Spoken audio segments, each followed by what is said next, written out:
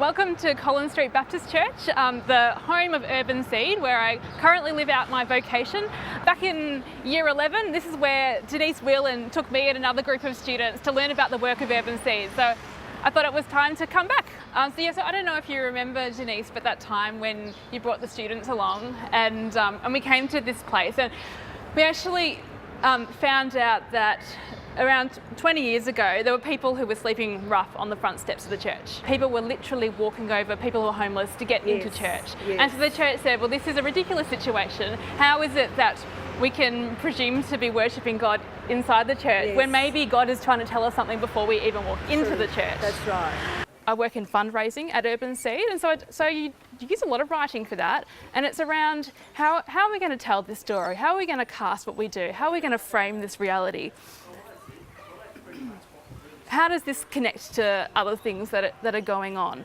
And what I found is that this skill is almost scarily powerful, because what I have and what I've kind of been, I guess, honing over the years is the ability to frame reality, not just for myself, but for the people around me as well. And so what I've noticed is that things that I've written, and maybe it's for a grant application, maybe it's just for some web copy or something like that, what it actually does is people read it and they say, oh, that's what we do. That's how it is. That's the reality.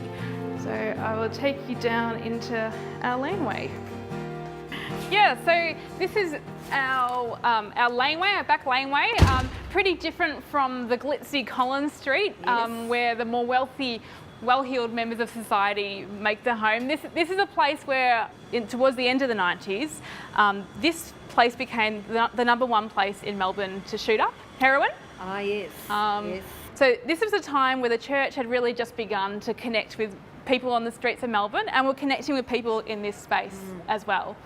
And so there were people living upstairs in the building and doing that work of connecting with people on the street, inviting them in, but also connecting with people in this space as well, in some of probably the worst moments of people's lives.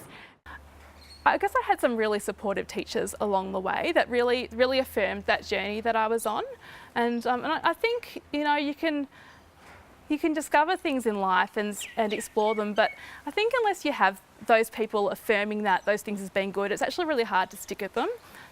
We pass the food down the table, down to the ends first. Yes. So the idea is that people who are on the edges, they get served first, which is sort of symbolic of how we do work at Urban Seed. It's people on the margins who get served first. The idea of being inclusive. Yeah, and there's no scooping out food from behind the bench. There's no, who'd like some sloppy joes? One of my great passions is that we can all look inside ourselves and realise what is that treasure, what is that jewel that we have to contribute to our world and to make it into more of the vision that we have, this better place. And I think one of the things that we also need to be doing is to be looking into each other's lives and drawing out and polishing that jewel for each other. And I guess that's one of the things that the school was able to help me with.